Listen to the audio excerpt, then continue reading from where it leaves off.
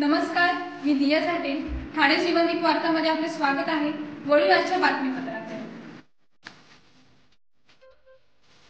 जीवनदीप शैक्षणिक संस्था, कला, वाणिज्य आणि विज्ञान महाविद्यालयात BMS विभागाच्या वतीने स्पंदन 2025 या भव्य आणि रंगतदार सोहळ्याचे आयोजन करण्यात आले. या कार्यक्रमाचे उद्घाटन संस्थेचे अध्यक्ष श्री रवींद्र घोडविंदे सर यांच्या शुभ हस्ते करण्यात आले. विद्यार्थ्यांच्या सुप्त कलागुणांना व्यासपीठ मिळावे, त्यांचा आत्मविश्वास वाढावा आणि सृजनशीलता फुलावी या उद्देशाने आयोजित या सोहळ्यात विद्यार्थ्यांचा उत्स्फूर्त सहभाग पाहायला मिळाला. पोस्टर मेकिंग, PPT प्रेझेंटेशन, वक्तृत्व स्पर्धा, film cooking, advertising, mono act, shark tank, fashion show, singing आणि डान्स यांसारख्या विविध स्पर्धांनी संपूर्ण महाविद्यालयाला एक उत्सवमय वातावरण रंगवले.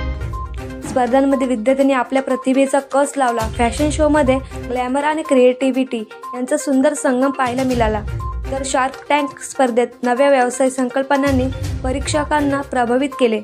वक्तृत्व आणि PPT प्रेझेंटेशनमधून विद्यार्थ्यांनी विचारशक्ती आणि संवाद कौशल्य सादर केले. तर सिंगिंग आणि डान्सने संपूर्ण वातावरण आनंदाने भरून टाकले.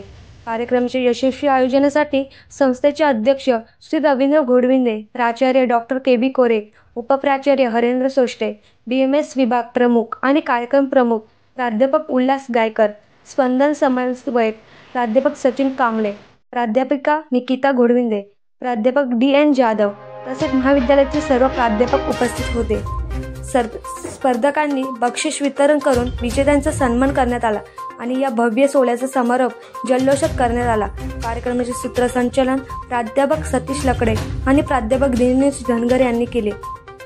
तसेच प्रास्ताविक BMS विभाग प्रमुख प्राध्यापक उल्हास गायकर सरांनी केले.